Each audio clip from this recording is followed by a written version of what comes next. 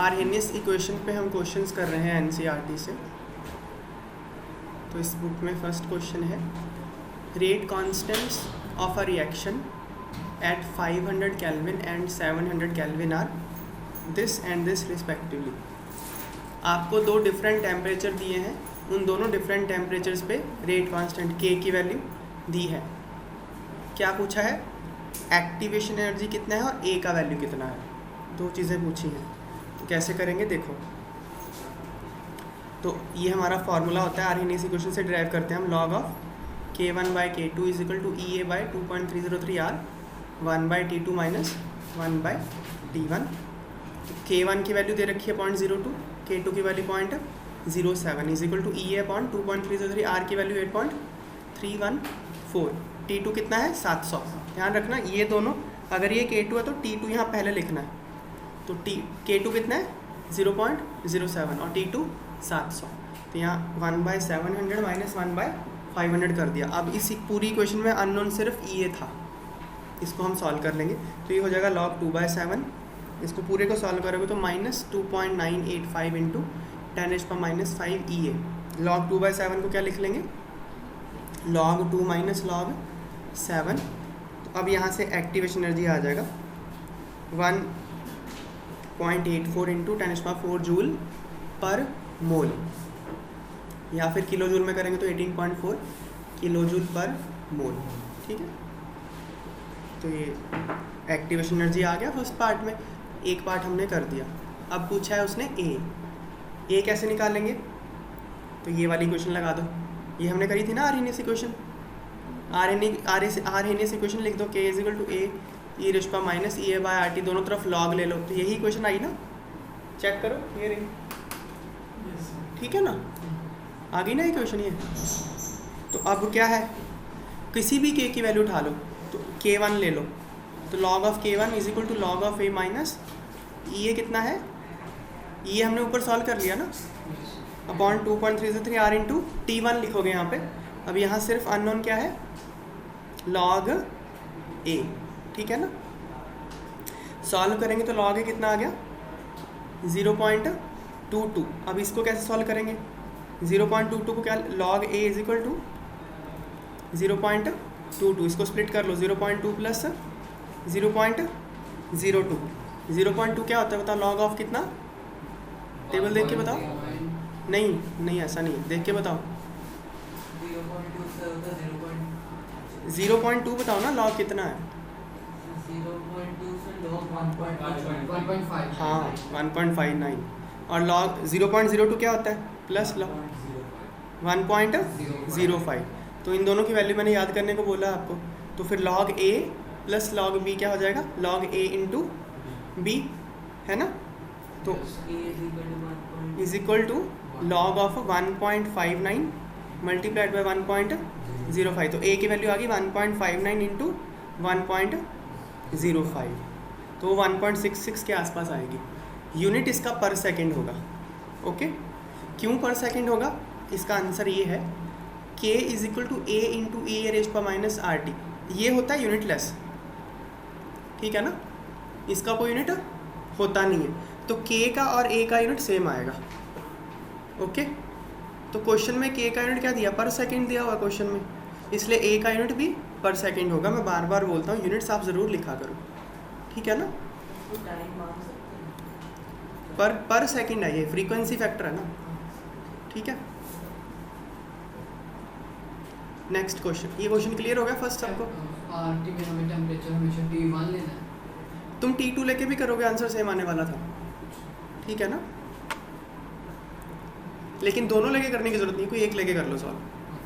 तो तुम अगर T2 लोगे, मान लो तुम यहाँ 700 रखना चाहते हो, तो फिर यहाँ पे 0.07 रखो, K2 की वैल्यू रखो। समझ गए ना बात? करके देख लेना। ये सब चीज़ें ना करने वाली होती है, पूछने वाली उतनी नहीं होती। मतलब तब ज़्यादा कॉन्सेप्ट बनेगा जब तुम खुद करके देखोगे उठा के पेन। सर एंटी लॉग में बेस की वैल्यू 10। हाँ, ये मतलब 10⁻⁴ है यहाँ पे। ये यहाँ तो ये निकालना नहीं, मैंने जस्ट शो ऑफ के लिए यहाँ लिखा है। सॉल्व तो ऐसे करना है, मैंने यहाँ दिखा दिया आपको। क्योंकि बुक्स में ऐसे किया होता है इसलिए मैंने भी ऐसे करके दिखा दिया, पर मैंने बहुत जगह इस तरह से भी करके दिखाया है। सर आपका जो लॉग वाला मेथड है ना कि एंटी लॉग पे ना यूज करें लॉग वाला लॉग। नेक्स्ट देखो, first order rate constant for decomposition of ethyl iodide. ये इथाइल आयोडाइड है, ये डिकम्पोज हो रहा है इथेन और HI में। तो 600 केल्विन पे उसका K कितना है, रेट कांस्टेंट मतलब K इतना है। एक्टिवेशन एनर्जी गिवन है 209 किलो जूल पर मोल। क्या पूछा है, calculate rate constant eight 700 kelvin. K1 दिया, T1 दिया, EA दिया, T2 दिया, K2 पूछा, यही ना। तो बस फॉर्मूला रख देंगे हम। देखो ये रहा formula, log of K1 by K2 is equal to EA upon 2.303 R 1 upon T2 minus 1 upon T1। K1 की वैल्यू दे रखी है, K2 पूछा है। एक्टिवेशन एनर्जी 209 किलो जूल दिया, उसको जूल में कन्वर्ट करना पड़ेगा, ध्यान रखो। तो मैंने 1000 से मल्टीप्लाई करके उसको जूल में कन्वर्ट कर दिया। यहाँ पे 2.303 R की वैल्यू 8.314, T2 डाल दिया, T1 डाल दिया, बस अब सिर्फ K2 सॉल्व करना है मुझे यहाँ पे। तो कैसे सॉल्व करा, देखो मैंने यहाँ सारा बिना एंटी लॉग लिए मैंने प्रॉपर यहाँ दिखाया कि कैसे सॉल्व करना है। तो आ गया, देखो यहाँ आ जाएगा -2.6, -2.6 को मैंने लिख लिया -2 माइनस 0.6, -2 होता है log 100, यही ना, -2 log 100 ही होगा ना। और कैसे होगा log 100, log 10 1 होता है, तो log 10 is 2 log 10, तो 2 हो गया, मतलब log 100 2 हो गया ना, log 100 2। log 4 कैसे लिख सकते हो, log 2 raised to the power 2, तो 2 log 2, 2 log 2, log 2 0.3 याद करने को बोला है, 0.6 आ गया। लो तो ये भी आ गया, ये भी आ गया, कुछ नहीं बचा, तो बस अब हो गया। माइनस log 100 क्या हो जाएगा, देखो माइनस log 100 मतलब log of 100 raised to the power -1, यही होगा ना। क्या कौन सा फॉर्मूला लगा यहाँ पे, यहाँ पे लगा log a raised power b is equal to b log a। तो यहाँ b -1 था, इसको चढ़ा दिया ऊपर, है ना, तो ये हो जाएगा log of 1/100। यहाँ पे यही करा है। ऐसे ही -log 4 log of 1/4 हो जाएगा, log a into b log a plus log b log a into b, ये कर दिया, बस अब log कट गया, ठीक है ना। तो यहाँ से मेरा K2 आ जाएगा पर सेकंड आंसर। क्लियर हो गया क्वेश्चन ये। नेक्स्ट क्वेश्चन है, what is the effect of temperature on rate constant of a reaction. तो टेम्परेचर का रेट कांस्टेंट पे क्या असर पड़ता है, ये पूछा है। How can this effect of temperature on rate constant be represented quantitatively. जो टेम्परेचर का इफेक्ट है रेट कांस्टेंट पे, इसको क्वांटिफाई कैसे कर सकते हो, मतलब मैथमेटिकल रिलेशन पूछ रहा है, तो आर्हेनियस इक्वेशन ही पूछ रहा है। So by Arrhenius equation rate constant is related to activation energy and temperature by this equation. के रेट कांस्टेंट है, ए आर्हेनियस फैक्टर है, ई रेस्ट पर minus E A by R T. तो हमने temperature का असर बता दिया रेट कांस्टेंट पे, ही उसने पूछा था। हेयर ई रेस्ट पर minus E A by R T represents fraction of molecules having energy greater than activation energy. तो ई रेस्ट पर ये जो फ्रैक्शन है ये रिप्रेजेंट करता है कितने मॉलिक्यूल्स की एनर्जी एक्टिवेशन एनर्जी से ज़्यादा है। और हर 10 डिग्री टेम्परेचर बढ़ाने से इस फैक्टर की वैल्यू अप्रॉक्सीमेटली डबल हो जाती है। ओके, मतलब क्या, ई रेस्ट पर minus E A by R, मान लो टेम्परेचर 300 केल्विन है, ई रेस्ट पर minus E A by R, मान लो टेम्परेचर आपने 310 कर दिया। ओके, 10 डिग्री टेम्परेचर बढ़ाओगे ना, मैथमेटिकली अप्रॉक्सीमेटली ये डबल हो जाता है 10 डिग्री टेम्परेचर बढ़ाने से। ओके, दैट इज़, और ये क्या रिप्रेजेंट करता है, फ्रैक्शन ऑफ मॉलिक्यूल्स जिनकी एनर्जी एक्टिवेशन एनर्जी से ज़्यादा है। तो फिर इसका मतलब क्या, that is fraction of molecules having energy greater than activation energy are doubled. 10 degree temperature बढ़ाने से ये फैक्टर अप्रॉक्सीमेटली डबल हो जाता है। इसका मतलब fraction of molecules crossing activation energy double हो जाते हैं, इसलिए रिएक्शन का रेट भी नियरली डबल हो जाता है, क्योंकि अगर ये डबल हो गया ये भी डबल ही हो जाएगा ना। तो ये एक मोटा मोटा आइडिया है, रफ सा आइडिया है, ऐसा नहीं कि हर बार ही डबल होगा। अंदाज 2 से 3 गुना हो जाता है अंदाज़ा। हर 10 डिग्री टेम्परेचर बढ़ाने पे रेट कांस्टेंट क्या हो जाता है, 2 से 3 गुना हो जाता है अंदाज़ा। और एक्चुअल निकालना तो आपको रिलेशन हमने दे ही दिया। फिर क्या किया है, फिर हमने क्या किया, इसको थोड़ा और कन्वीनियंट करने के लिए take natural log on both side. Natural log मतलब log to the base e को नेचुरल लॉग बोलते हैं, मतलब ln। तो ln of k is equal to ln of a into e raise power minus A by R T. फिर यहाँ लगा दिया log a into b, log a plus log b, और यहाँ पे क्या हो जाएगा फिर log a raise power b is equal to b log a। तो minus E A by R T बाहर आ गया, ये आ गया, और यहाँ पे ln e आ जाएगा। ln e की वैल्यू 1 होती है, ठीक है ना? नहीं समझ में आई बात है? Let k1 be rate constant at temperature T1 and k2 be rate constant at temperature T2। अब मेरे पास इक्वेशन क्या आ गई, ln of k is equal to ln of, sorry ऊपर वाली इक्वेशन को दोबारा लिख रहा हूँ, ln of k is equal to ln of a minus E A by R T. यह आ गया। तो टेम्परेचर T1 पे K1 है और T2 पे K2 है, तो नीचे क्या हो जाएगा ये फिर,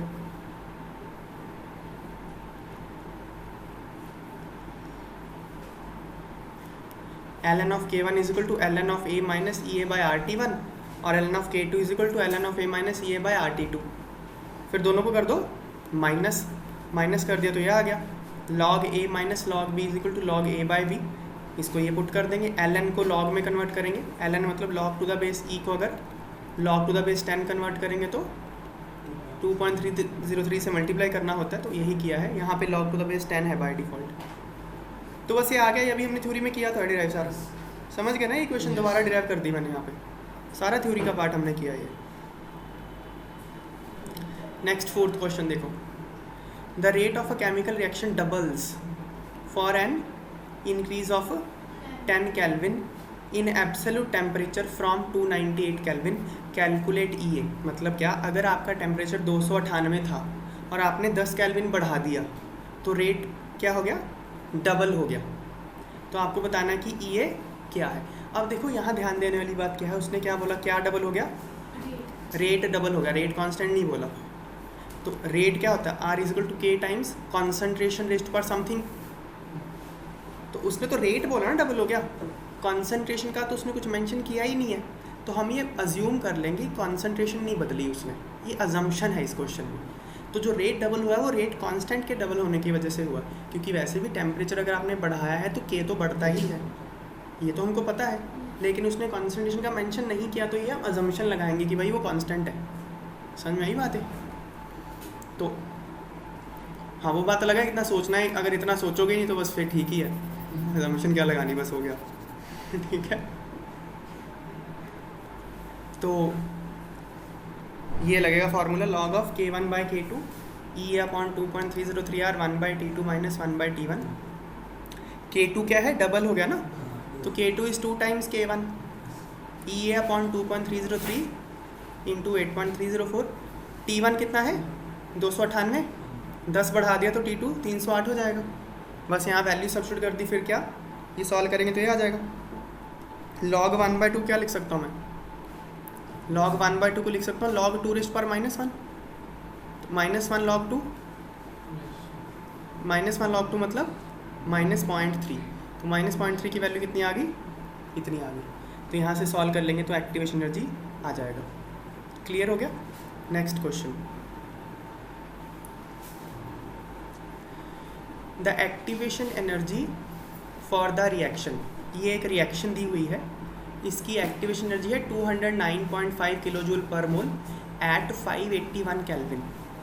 calculate the fraction of molecules of reactants having energy equal to और ग्रेटर देन एक्टिवेशन एनर्जी। तो fraction of molecules having energy greater than और इक्वल टू एक्टिवेशन एनर्जी क्या होता है, ई रेज़ पर minus E A by R T. तो E ए की value given है आपको, कितनी है, 209.5 किलो जूल। तो इसको मैंने 1000 से मल्टीप्लाई करके जूल में कन्वर्ट कर लिया। आर की वैल्यू 8.314, टेम्परेचर 581 केल्विन। इसको मैं अगर सब्स्टिट्यूट कर दूंगा तो आएगा e⁻43.37, जिसकी वैल्यू इतनी होती है। अब इसको कैसे सॉल्व करेंगे, देखो ट्राई करते हैं। मुझे सॉल्व करना है x = e⁻43.37। मुझे x निकालना है।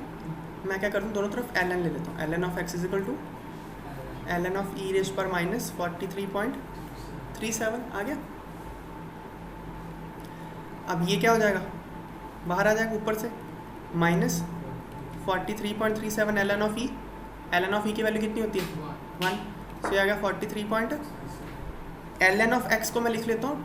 अच्छा ये है ln of x है ना, ln of x को लिख लेता हूँ 2.303 log x लिख सकता हूँ ऐसा मैं।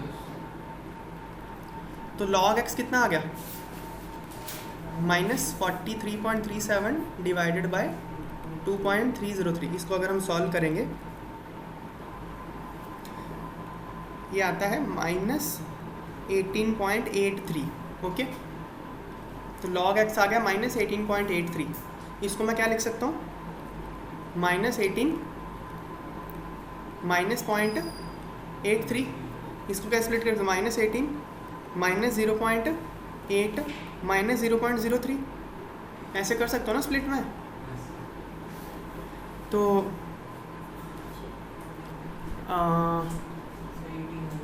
20 और 17 इसको बहुत तरीके से किया जा सकता था। एक सेकेंड, चलो मैं जो कर रहा हूँ पहले वही कर देता हूँ। तो ये क्या आ जाएगा, -18 मतलब log ऑफ यही आएगा ना, -log ऑफ 10⁻18। 18 क्या होता है, log ऑफ 10⁻18 ही होगा ना। 18 बाहर आ जाएगा तो log 18 log 10 1 होता है। तो यहाँ जो भी नंबर हो log to the पावर चढ़ा दिया करो बस। समझ गए ना, ठीक है, सिंपल सी बात है। -log 18 मतलब log, और ये क्या होगा 0.8 को भी स्प्लिट कर सकते हो अगर और एक्यूरेटली करना चाहो तो। 0.6 - 0.2 में कर लो, -0.03 -log ऑफ 10⁻18। ये तो log 4 होता है ना, log 4। और ये -log ऑफ 1.59 याद करा ना। और इसको 0.02 ही ले लो ना, 0.03 को, तो log ऑफ 1.05। अब सबको कर दो मल्टीप्लाई करके x आ जाएगा ना आपके पास। इस तरह से आप सॉल्व कर सकते हो, समझ गए। log कैसे सॉल्व करना है तो कर ही देता हूँ। ये आएगा log ऑफ 1/10⁻18 है ना, plus log of 1/4 plus log of 1.59 plus log of 1. सही नहीं कर रहा, माइनस ऊपर ले जा रहा हूँ, ठीक है ना। अब क्या करो, सबको मल्टीप्लाई कर दो। भाई समझ नहीं आ रहा क्या, तो बता दिया करो ना, मुझे ऐसे पता नहीं चलता, मतलब अगर पूछूं तो। आ गया ना ये। और ये किसकी वैल्यू है, x की। ये log x की वैल्यू है, मतलब जो ब्रैकेट के अंदर की चीज़ है वो x हो जाएगा। इस तरह से आप सॉल्व कर सकते हो, ठीक है। अच्छा, थोड़ी कैलकुलेशन में यहाँ कम भी कर सकता हूँ। देखो कैसे कर सकता हूँ मैं कम। एक तो ये तरीका है, -18.183 को ना ऐसे लिख लो, -19 + 0.17, ठीक है ना, लिख सकता है ऐसा। ये क्या हो जाएगा, log ऑफ 10⁻−19 हो जाएगा ना ये। और 0.17 को क्या लिख सकते हो, हाँ, इसको अप्रॉक्सीमेटली करके आप ऐसा भी कर सकते हो कि भाई 0.1 + 0.7 भी लिख सकते हो, या फिर सर सिर्फ 1.59 में से माइनस कर दो 1.05। तुम इस मेथड की बात कर रहे हो। यस, क्या करते हैं, 1.59 में से log ऑफ 1.05 माइनस कर। देखो अगर इसी को अगर थोड़ा अप्रॉक्सीमेट करना चाहो ना तो ऐसे लिख लिया तो इसको लिख लो -19 और प्लस 0.2 लिख लो। 0.17 को 0.2 मैंने अप्रॉक्सीमेट कर दिया, तो ये हो जाएगा log of 10⁻⁻19 plus log of 1.59, है ना। तो ये हो जाएगा 1.59 इंटू 10⁻⁻19। आ गया ना, आ गया ना भाई। ये x की वैल्यू आ गई, ये अप्रॉक्सीमेट आ गया। अप्रॉक्सीमेट 1.6 इंटू 10⁻19 आ जाएगा। तो हमारा वैल्यू है कितना, देखो 1.46 इंटू 10⁻19, और मैंने अप्रॉक्सीमेट करके क्या निकाला 1.5 इंटू 10⁻19।